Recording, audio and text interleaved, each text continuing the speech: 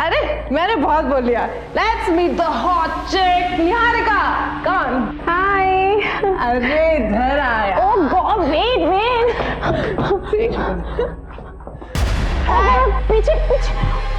Oh god look at that. क्या कर रही है? बंद कर। Breaking news, womaniser lady boy कहलाने वाले माचो मैन रौनक दरिया है किसी और लड़के की बाहों में। इसी के क्या लगता है आप लोगों को? Stop it man. ये होना कोई क्राइम नहीं होता। वो रियल लाइफ में भी माचो और रियल लाइफ में भी माचो। यार राइट ओके। तो क्या ये सेम बात इसकी वाइफ को जाके बता सकती है? तो ये सारी बातें छोड़ यार। अच्छा तुम मेरी बात सुनो, तुम मेरी प्रमोशनल वीडियो कब पोस्ट करोगी? यार तू बोल अभी करूं? हाँ। अभी कर दीजिए। हाँ। रुक just give me a minute. Niharika no बोलेगा। नो बोले नहीं यहीं रुक।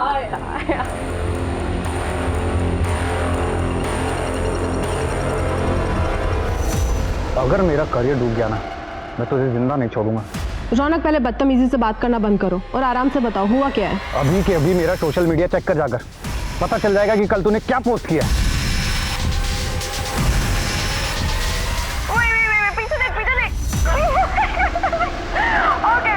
Happy birthday to you. Happy birthday.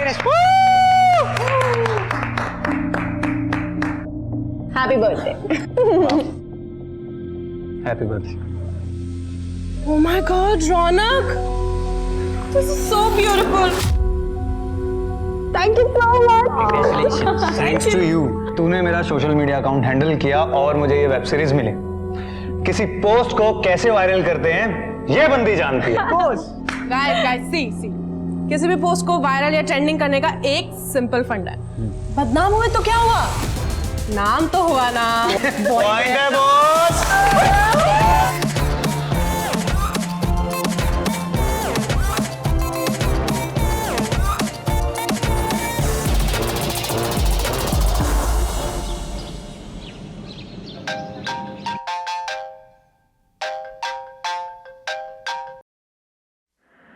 Hello रश्मि, ये तूने क्या किया? रौनक एक मिनट क्या हुआ है पहले ये बता। देख मेरे सामने नाटक मत कर। मेरी इमेज की तो तूने लगा दी है और मेरे घर पर जो तमाशा चल रहा है वो अलग। अगर मेरा करियर डूब गया ना, मैं तुझे जिंदा नहीं छोड़ूंगा। रौनक पहले बदतमीजी से बात करना बंद करो और आराम से बताओ हुआ क्या है? अभी के अभी मेरा सोशल मीडिया चेक कर जाकर पता चल जाएगा कि कल तूने क्या पोस्ट किया है।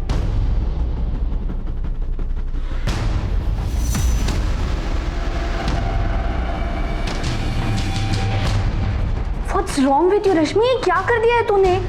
यार पता नहीं कैसे हो गया ये, मुझे समझ नहीं आ रहा। मैं नशे में थी तो पता नहीं कैसी गलती हो गई यार। गलती? बहुत बड़ा कांड कर दिया है तूने।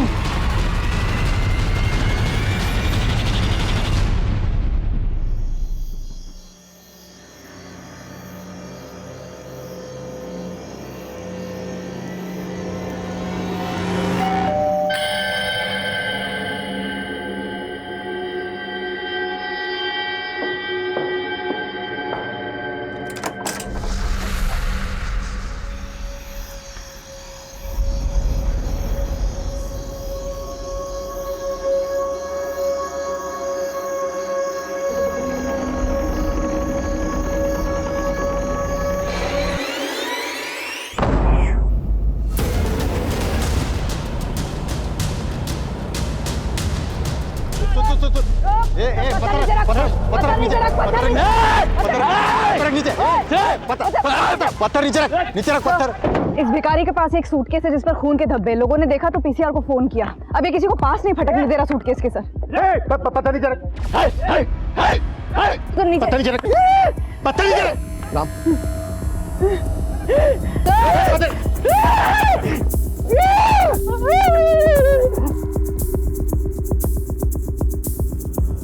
बैक खोलो।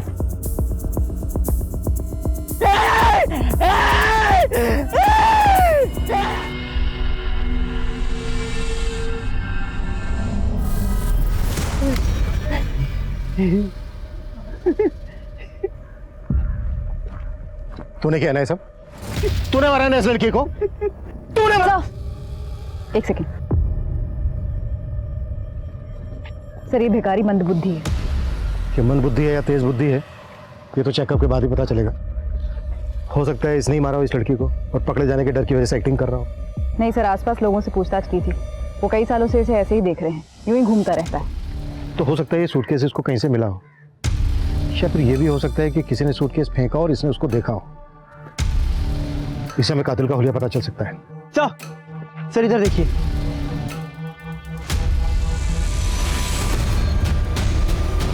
इसके बाद उस तरफ खून के बिल्कुल निशान नहीं है, तो इसका मतलब ये है कि सूटकेस को यहाँ से घसीटते हुए वहां तक ले जाया गया। यानी इस पॉइंट तक सूटकेस किसी व्हीकल में लाया गया होगा।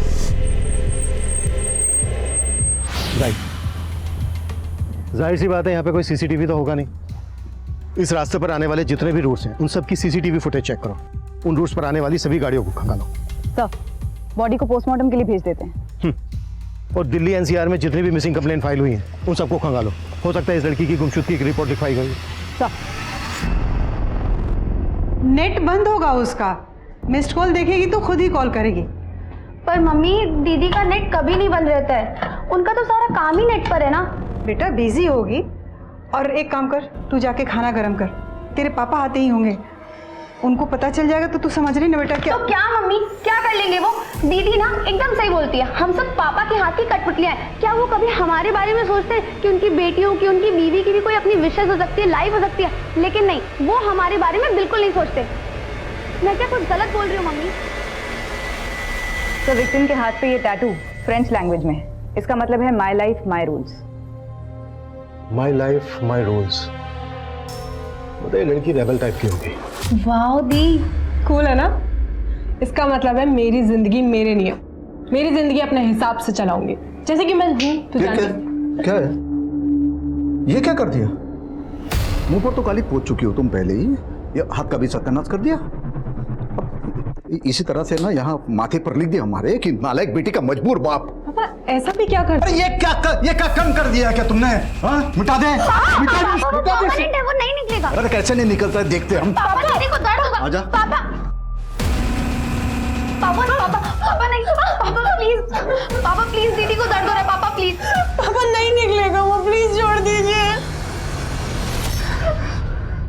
याद रखना ये मेरा घर है, यहाँ सिर्फ मेरे नियम चलेंगे, यहाँ तेरा कुछ नहीं चलेगा।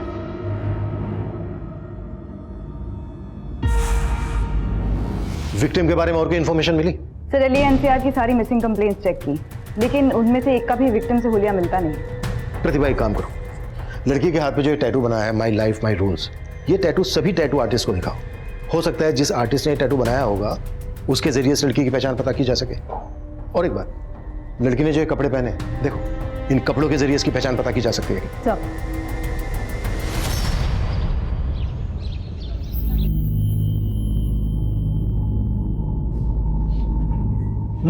सब्जी देना। अरे देना।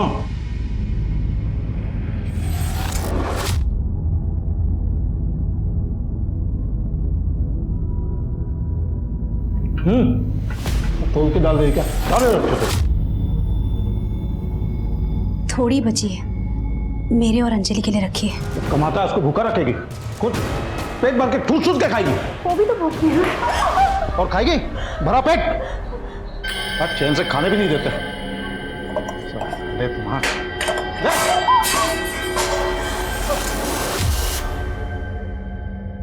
पोस्टमार्टम रिपोर्ट में लड़की की उम्र लगभग 25 साल है। मौत गला घुटने की वजह से। तो लाश सुबह 10 बजे मिली, लेकिन मौत 7-8 घंटे पहले ही हो चुकी थी। लाश 10 बजे मिली और उससे 7-8 घंटे पहले मर्डर हो चुका था, मतलब रात के कोई 2 से 3 के बीच में मर्डर हुआ होगा। जी सर। बॉडी के टुकड़े मारने के बाद किए गए, वो भी किसी तेजधार हथियार से, और विक्टिम के ब्लड में अल्कोहल के ट्रेसेस भी मिले। सेक्सुअल असॉल्ट बहुत ही ब्रूटली हुआ है, प्राइवेट पार्ट बुरी तरह से डैमेज। टैटू के जरिए लड़की के बारे में कुछ पता चला? तो सभी टैटू आर्टिस्ट का यही कहना है कि ये tattoo my life my rules 1-2 साल पहले काफी पॉपुलर हुआ था, तब कई लोगों ने बनवाया था। इनफैक्ट सर लड़की के कपड़ों से भी कोई क्लू नहीं मिला है। प्रतिभा एक काम करो, लड़की की फोटो सभी न्यूज़पेपर में पब्लिश करवाओ, शायद कोई आइडेंटिफाई कर ले। सब सरकार ने कल से धारा 144 लागू कर दी है। सुना है बहुत खतरनाक बीमारी है ये। अब बता, चाइना में तो कई लोगों की मौत भी हो गई वायरस की वजह से। अब पता नहीं क्या क्या दिन दिखाएगा ये कोरोना यार।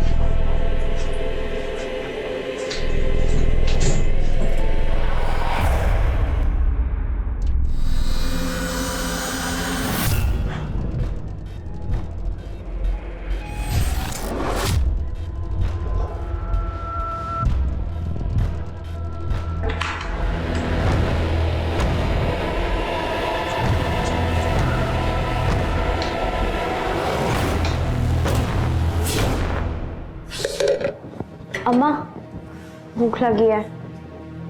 जा बैठ, मैं ला रही हूँ।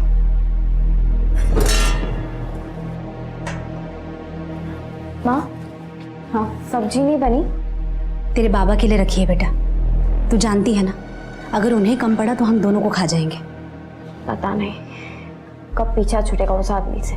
ऐसा नहीं बोलते बेटा, जैसे भी हैं तेरे बाबा हैं, और हमें जो भी मिल रहा है ना उन्हीं की वजह से मिल रहा है, समझी?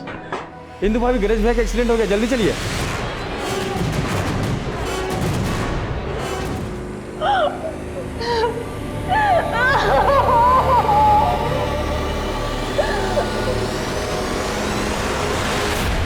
सब भिखारी की रिपोर्ट आ गई है। साइकोलॉजिस्ट का कहना है कि वो अपना मानसिक संतुलन काफी पहले ही खो चुका था, और जिस प्रिसिशन से क्राइम हुआ है ये उसके बस की बात ही नहीं है। क्राइम करना भले ही उसके बस की बात ना हो, पर देख तो सकता है। साइकोलॉजिस्ट ने उससे काफी देर बात की। उनका कहना है कि उस भिखारी ने कुछ तो देखा है, क्योंकि वो बार बार किसी गाड़ी और सूटकेस के बारे में बात कर रहा है, लेकिन काफी पूछताछ करने के बाद भी वो उससे कोई इन्फॉर्मेशन निकाल नहीं पाए। छोड़ दो उसको, लेकिन नजर रखो उस पर और अपने सारे खबरियों को एक्टिव कर दो। जब तक इस लड़की की हमें पहचान नहीं पता चल जाती तब तक ये केस आगे नहीं बढ़ पाएगा। ये गंगा जमुना बहाना बंद कर, समझी? एकदम आवाज नहीं आनी चाहिए, आवाज नहीं आनी चाहिए, समझ में? ऐसा नहीं मानोगे तुम लोग। उठ जाओ।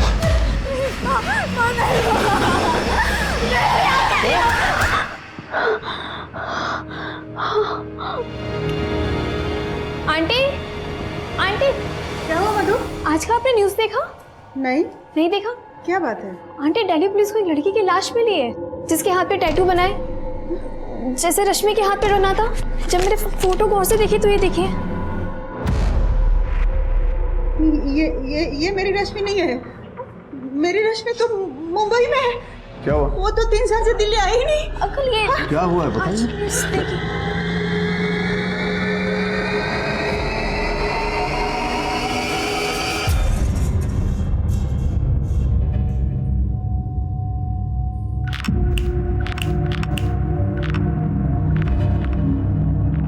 बेटा डरो मत, वो लड़के तुम्हें नहीं छेड़ेंगे अब।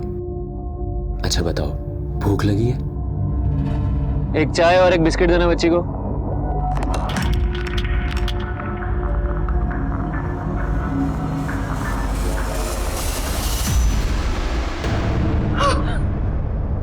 मेरे बच्चे!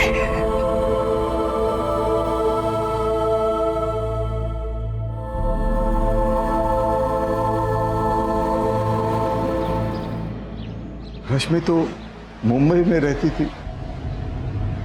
जब हमने अखबार में खबर पड़ी।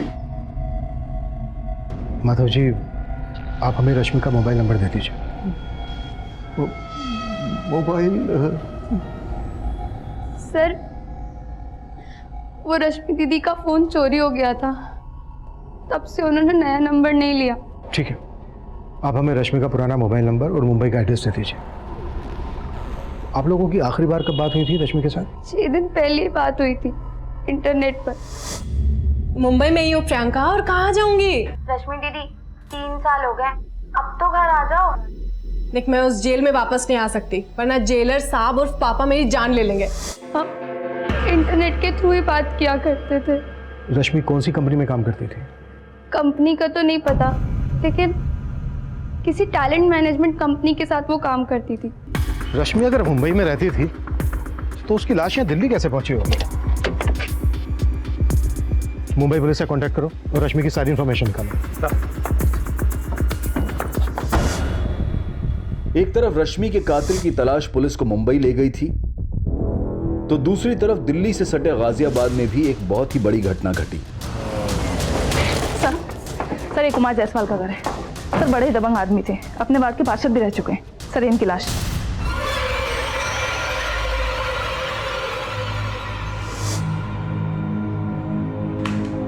गला घोंट कर मारा गया इनको। लाश से बदबू भी बहुत आ रही है, लेकिन ये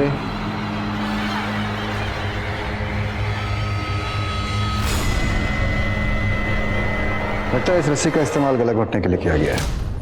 कांस्टेबल, इसको फॉरेंसिक जांच के लिए भेजो। अच्छा, घर में लूटपाट जैसी भी कोई घटना घटी है? हाँ सर, पूरा घर बिखरा पड़ा है। सबसे पहले लाश को किसने देखा? सर, इनके पड़ोसी अजीत महतो। साहब, 1-2 दिन से मैंने जायसवाल साहब को नहीं देखा, और जब ये थाली वाला कार्यक्रम हो रहा था उस वक्त भी बाहर नहीं आए। अरे जयसवाल साहब, जयसवाल साहब, अरे बाहर निकलो।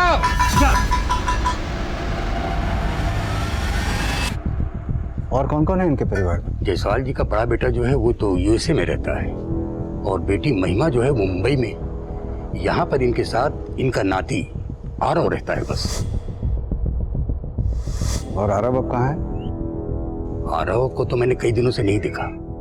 लास्ट टाइम जब मैं उसको देखा था तो अपने ही घर में चोरी करता है, अपने ही घर में चोरी करता है। जी क्यों मार रहे हैं आरव? अरे नशेड़ी हो गया एक नंबर का, अपने ही घर में चोरी करता है। साहब आरव को तो नशे की लत पड़ गई थी, और इसके लिए उसने घर में कई बार चोरी भी किया है। मुझे तो ऐसा लगता है साहब के पैसे के लिए ही उसने। सब पूरा घर छान लिया, सारी कीमती चीजें चोरी हो चुकी है। सर जयसवाल साहब के पास एक गन थी, वो मिली होगी आप लोगों को। उनके पास गन? जी सर पूरा घर देख लिया, कोई गन नहीं मिली। सर रश्मि की बहन प्रियंका ने हमें जो उसका मुंबई का एड्रेस दिया था वो फेक है सर। रश्मि की फैमिली कहती है कि रश्मि मुंबई में रहती थी, वो दिल्ली कभी वापस लौटी नहीं। अब या तो रश्मि ने अपनी फैमिली से झूठ बोला या फिर रश्मि की फैमिली हमसे झूठ बोल रही है।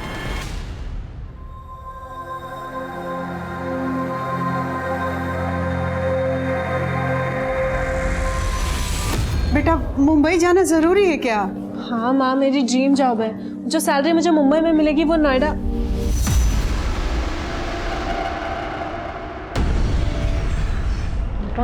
ये सब्जी लाइए, ये रख दो। अगर मेरी मर्जी के खिलाफ इस दहलीज के बाहर किसी ने कदम भी रखा तो दोबारा वापस नहीं आ पाएगा। ठीक है पापा, नहीं आऊंगी वापस, आई प्रॉमिस। तो जाओ और वापस मत आना, और आ गई ना गलती से तो गलत आवा के यहीं पे खत्म कर दूंगा तुम्हें, तो काट काट के फेंक दूंगा तुमको।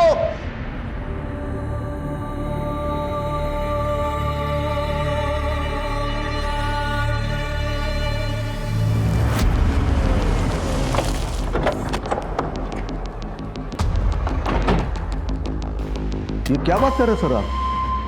हम आपसे झूठ क्यों बोलेंगे भला? देखिए पहली बात तो मेरी रश्मि से कभी बात होती नहीं थी, ये प्रियंका की बात होती रहती थी। तो प्रियंका तुम बता देना उनको। रश्मि जब मुंबई से तुझे फोन करती थी और जब मुंबई में रहती थी कहाँ कहाँ घूमने जाती थी सब बताती थी ना तुझे, तो बता देना इनको। सर रश्मि दीदी मुंबई में ही रहती थी, मलाड में। वो दिल्ली में रहती थी, उन्होंने कभी मुझे ऐसा बताया नहीं। और वो मुझसे क्यों झूठ बोलेंगी सर? प्रियंका, अगर कोई ऐसी बात है जो तुम अपने माँ बाप के सामने हमसे नहीं बताना चाहते तो एक मिनट माधव जी, एक मिनट, तो तुम हमसे अलग से भी बता सकते हो। नहीं सर, ऐसी कोई बात नहीं। ये रश्मि का परिवार हमसे झूठ बोल रहा है, और एक दूसरे से भी। रश्मि की फैमिली पे नजर रखो सर। और सर रश्मि के पुराने नंबर की डिटेल्स कल तक आ जाएंगी, वो किन किन लोगों के साथ टच में थी ये भी पता चल जाएगा। रश्मि के दोस्तों से मिलते हैं, हो सकता है जो बात हमें रश्मि की फैमिली नहीं बता रही उसका दोस्त बता। सर कुमार जायसवाल का नाती आरव, उसका अभी तक कुछ पता नहीं चला है। लेकिन सर एक काम की खबर हाथ लगी है, एक ड्रग पेडलर अंकुर है, उसके साथ इस आरव का उठना बैठना था। ठीक है, ये माना कि अंकुर आरव अप्लाई करता था, लेकिन इससे कहीं साबित नहीं होता कि उसका मर्डर से कोई लेना देना हो सकता है सर, क्योंकि अंकुर ने आरव को बेचने के लिए, लेकिन ये नशे का आदी आरव, उसने सारे खुद ही उड़ा दिए। तब तो ये अंकुर आरव के पीछे हाथ धो करके पड़ गया होगा अपने नुकसान की भरपाई करने के लिए। जी सर, घटना के 3 दिन पहले आरव गया था अंकुर को पैसे देने के लिए, लेकिन कुमार जायसवाल ने इन दोनों को देख लिया था।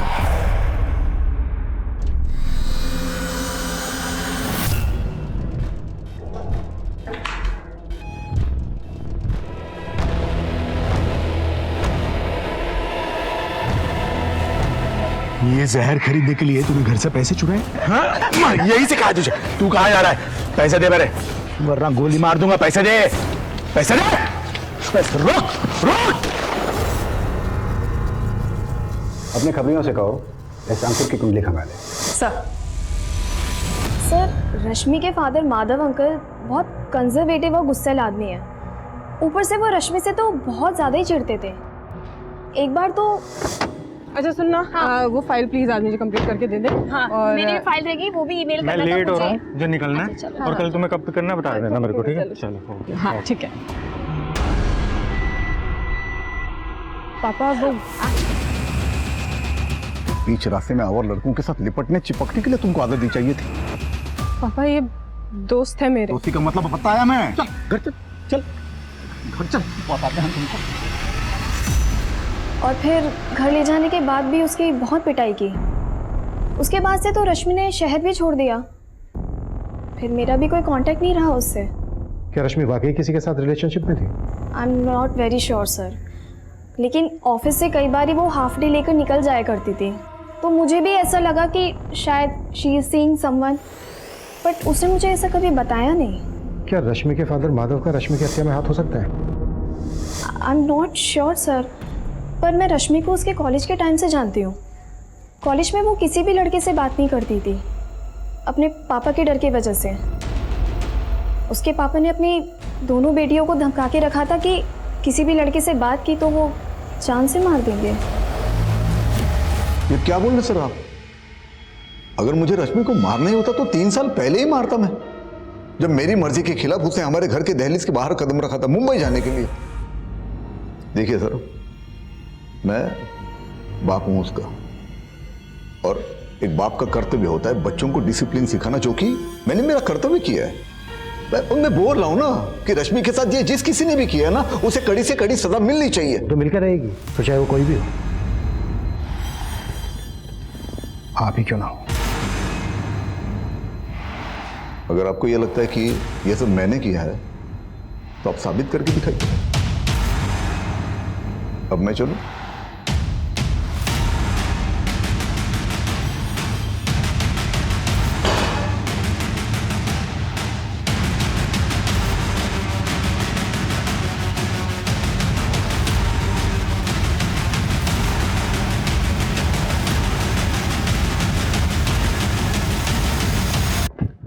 सर, रश्मि के कॉल रिकॉर्ड्स आ गए।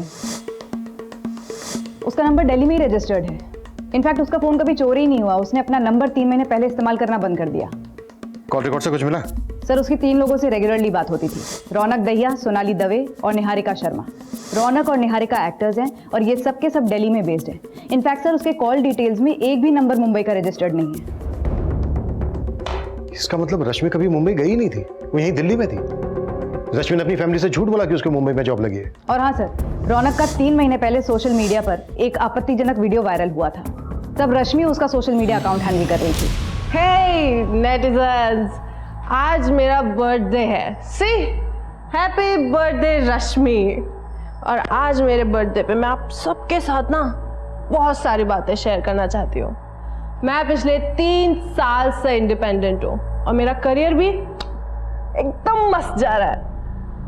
लेकिन कभी कभी ना लाइफ की गाड़ी डिरेल हो जाती है, लेकिन मैं उसे सक्सेसफुली ट्रैक पर लेकर आऊंगी, क्योंकि I believe in my self. और मैं आप सबको भी ये कहना चाहती हूँ, हमेशा अपने आप पर बिलीव करना, अपनी शर्तों पे जीना। और अरे मैंने बहुत बोल लिया।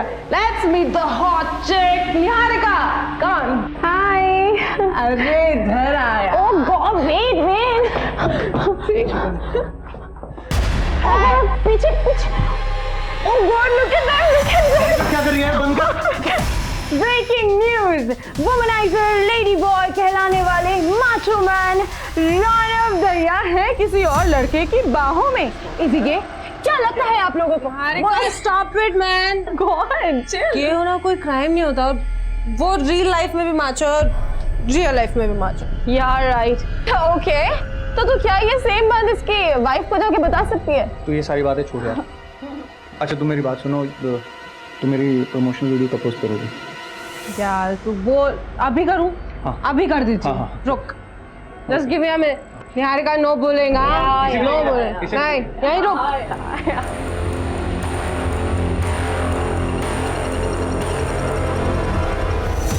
अगर मेरा करियर डूब गया ना, मैं तुझे जिंदा नहीं छोड़ूंगा। रौनक, पहले बदतमीजी से बात करना बंद करो और आराम से बताओ हुआ क्या है। अभी के अभी मेरा सोशल मीडिया चेक कर जाकर, पता चल जाएगा कि कल तूने क्या पोस्ट किया।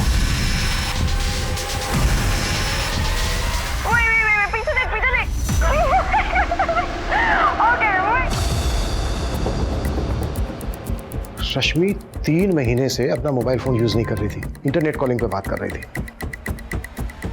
रौनक से मिलो। मैडम मैं दिल्ली में रहता हूँ और मैं उससे यहीं मिला था। रश्मि से आखिरी बार कब मिले थे तुम? मैं रश्मि से आखिरी बार उसके बर्थडे पार्टी पे मिला।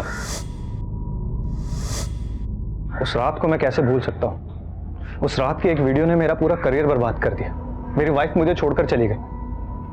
मुझे तो लगता है कि उसे उसके किए की सजा मिल गई।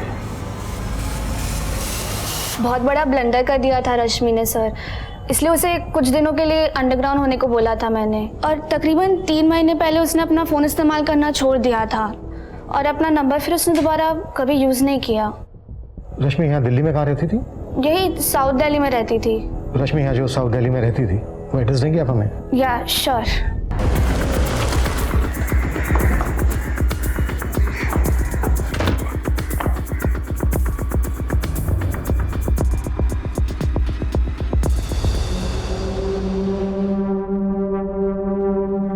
रश्मि का मर्डर यहीं किया गया। लाश को काट कर ट्रॉली बैग में भरा गया। पूरा घर चेक करो, कुछ भी छूटना नहीं चाहिए। मर्डर के बाद ब्लड साफ करने की कोशिश की गई है, फिर भी ब्लड के निशान छूट गए। वो जो एक्टर है रौनक, उसकी कुंडली निकालो। उसके पास तगड़ा मोटिव है मर्डर करने का। आसपास चेक करो कि कोई सीसीटीवी है क्या। अगर मिलता है तो मर्डर वाले दिन की फुटेज चेक करो। और रश्मि के मोबाइल का IMEI नंबर निकालो। पता करो कि उसमें कोई दूसरा नंबर एक्टिव हुआ था क्या।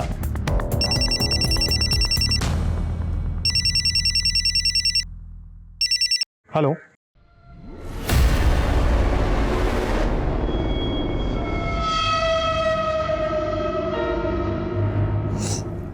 सब आपकी वजह से हुआ है ना। आप बेवजह शक करते उस पे और ना 3 साल से हमारी बच्ची इसी शहर में रह रही थी, लेकिन एक बार हमसे मिलने तक नहीं आई। इसी बात को तुम समझ नहीं रही हो जया? 3 साल से इसी शहर में थी ना, फिर भी उसने तुमसे झूठ बोला। अपने घर से ज्यादा उसे अपने आबादी प्यारी थी।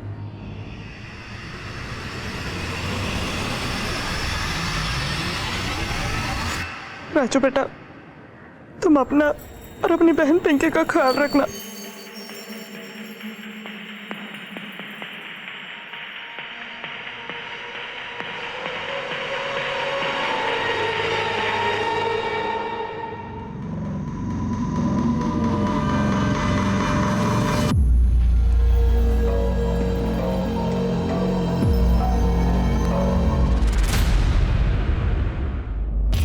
पूछताछ करो। सर ये फैमिली 4 महीने पहले ही यहाँ शिफ्ट हुई थी।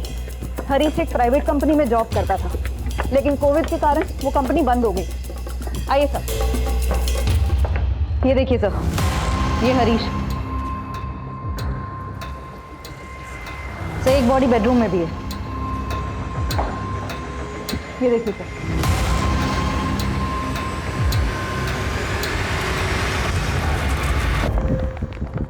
हरीश की पत्नी सुषमा के CDR में 1 नंबर सस्पिशियस मिला है। पिछले 2 दिन में इस पर कई बार लगातार बात हुई है।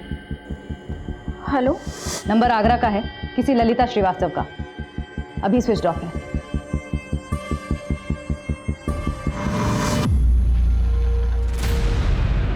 सर 5 साल पहले ललिता ने खुदकुशी की थी। इन्वेस्टिगेशन में कुछ सस्पिशियस तो नहीं मिला, बस इतना पता चला कि खुदकुशी करने से पहले ललिता बैंक गई थी। बैंक के एक एम्प्लॉय ने उसको ठगा था। ठीक है, आप चिंता मत कीजिए, आपका काम हो जाएगा और 2 दिन के अंदर अंदर आपका पैसा आपके अकाउंट में आ जाएगा।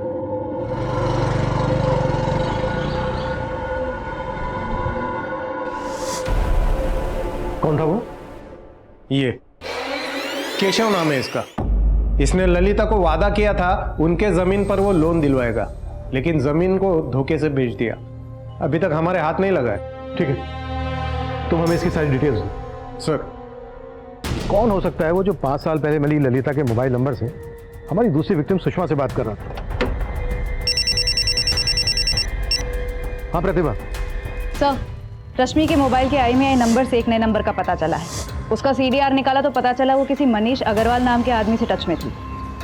मैं आगरा से निकल रहा हूँ, थाने बुलाओ उसको।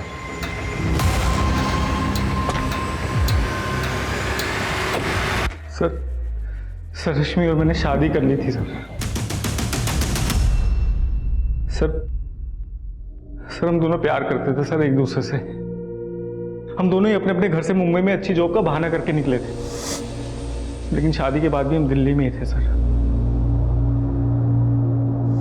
रश्मि अपने घर वालों से झूठ बोलती थी कि वो मुंबई में है। वो मेरे साथ यहीं थी दिल्ली में सर। बहुत खुश थे सर, पता नहीं किसकी नजर लग गई हमको और हमारे बीच हर छोटी मोटी बात पे झगड़े होने लगे और फिर ये धीरे धीरे झगड़े बड़े होते गए सर। इसीलिए तूने मार डाला रश्मि को? नहीं सर, मैंने मारा नहीं है सर उसको। मैं मानता हूँ कि हम अलग हो गए थे, लेकिन अलग होने के बाद भी हम लोग टच में थे सर। ऐसी रही पार्टी? ऑसम। और तुम्हें तो पता ही है ना, पीने के बाद निहारिका की ऑस्कर वाली स्पीच। यार तुम्हें होना चाहिए था यहाँ पर। अरे यार मुझे आना था, मैं थोड़ा बिजी हो गया काम में।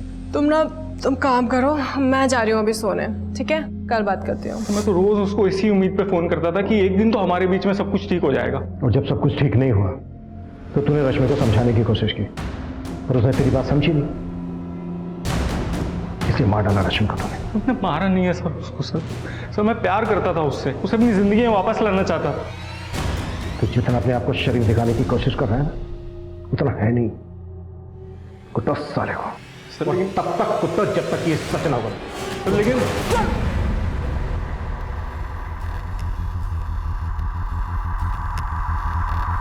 अंजलि बेटा कितनी देर कर दी? सॉरी माँ, काम थोड़ा ज़्यादा था। बस काम काम काम काम के चक्कर में ना तू माँ को भूल जाएगी, है ना? अब आप नाराज मत हो। अच्छा एक काम करते हैं, हम ना आपका दिमाग ठंडा करने के लिए ठंडी ठंडी कुल्फी खाते हैं। यहाँ पास ही में बहुत अच्छी मिलती है। क्या हुआ? कुछ नहीं, चल। कब से बैठ के इंतजार कर रही थी मैं, अब आएगी अब आएगी।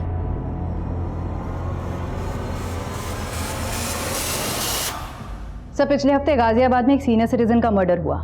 नाम कुमार जायसवाल। मोडस ऑपरेंडी लगभग हरीश शाही के फैमिली के मर्डर्स जैसी। रस्सी से गला घोटकर हत्या, घर में लूटपाट एंड नो फिंगरप्रिंट्स। और हाँ सर, गाजियाबाद पुलिस को क्राइम सीन से नायलॉन की रस्सी मिली। नायलॉन की रस्सी? कोई अरेस्ट हुआ था उस केस में? 2 लोग सस्पेक्ट हैं। विक्टिम का नाती आरव, जो कि है, और उसका डीलर अंकुर। ये दोनों लोग फरार हैं। सर पूछताछ में पता चला है पिछले 2-3 हफ्तों में गाजियाबाद और गुड़गांव में इस तरीके की घटनाएं होती रही हैं। मतलब रस्सी से गला घोटकर हत्या और क्राइम सीन से कोई फिंगरप्रिंट नहीं। वो हरीश शाही केस की फाइल देना।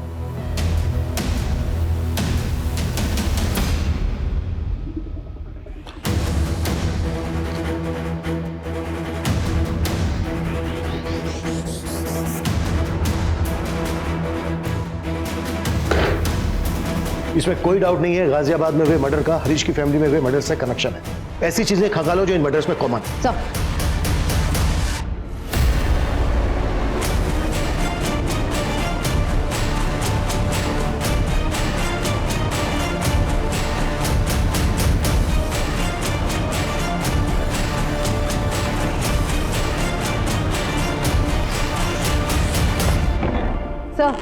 गाजियाबाद, फरीदाबाद और गुड़गांव के जिन घरों से लूटपाट और मर्डर के केसेस रिपोर्ट हुए हैं, वहाँ पड़ोसियों से बातचीत की तो उन्होंने बताया कि उन्होंने कुछ भी सस्पिशियस नोट नहीं किया। सर किसी भी घर में सीसीटीवी नहीं था, तो कौन आया कौन बाहर गया इसका कोई रिकॉर्ड नहीं। लेकिन सर जब मैंने उन घरों तक जाने वाले रास्ते की सीसीटीवी खंगाली तो एक बड़ी चौंकाने वाली बात हाथ लगी।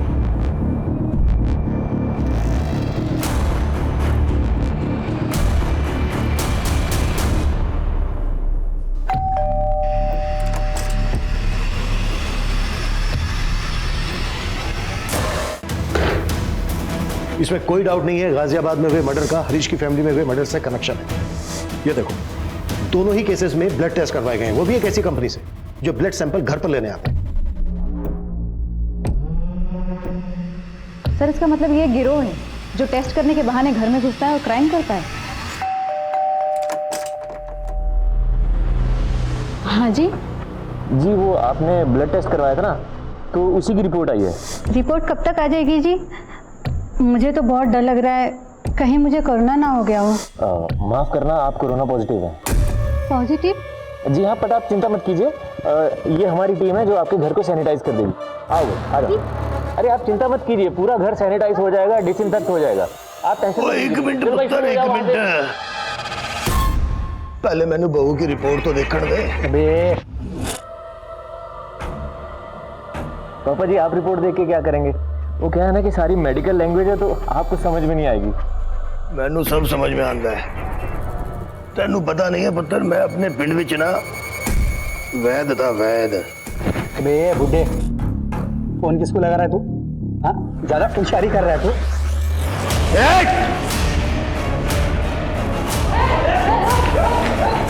उतारो सबके नकाब।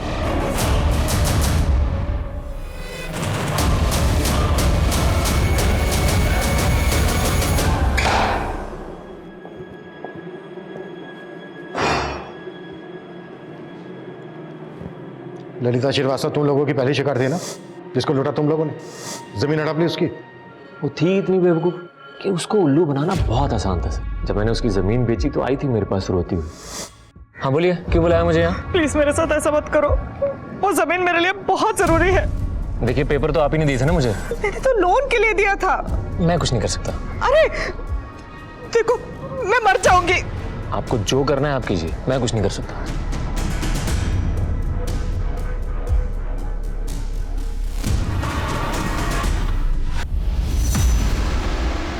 अच्छे से सीधे बोलो, किस किस का क्या क्या रोल था?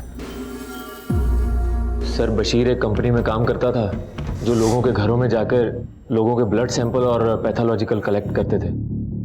और सर फिर यही हमें बताता था कि किस किस घर में कितने लोग रहते हैं और उनकी कितनी प्रॉपर्टी है। फिर अंजलि हर जगह जाके रेकी करती थी। हाँ सर, बहुत ही बेकार हालत में मिली थी सर मुझे, एकदम भूखी प्यासी। मेरे बाप से भी बढ़कर है वो, हमेशा अपनी बेटी की तरह ख्याल रखा। तब से मैं श्याम के साथ ही काम करती हूँ। जब हम लोग घर मार्क कर लेते थे तो उसके बाद अंजलि उस घर में जाकर ये देखती थी कि इस घर में कौन कितने बजे आता है, कितने बजे जाता है, कितने लोग रहते हैं, वो हमें पूरी रिपोर्ट देती थी। और सर नीलेश इस बात का ध्यान रखता था कि गाड़ी को कहाँ रोकना है, कहाँ से निकलना, ताकि हम लूट करके फटाफट उस रास्ते से निकल जाए। और सर फिर हम पूरी तैयारी के साथ लोगों के घरों में जाते थे।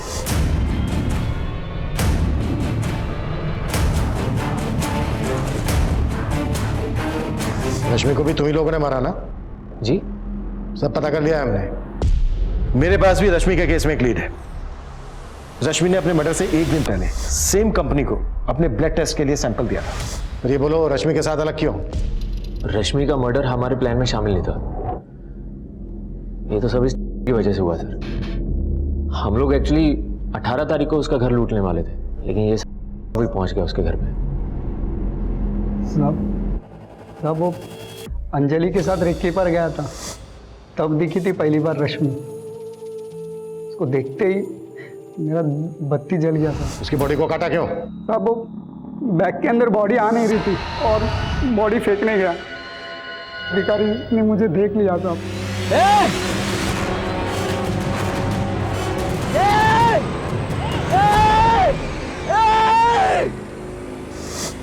तो कितने लोगों को लूटा तुम लोगों ने?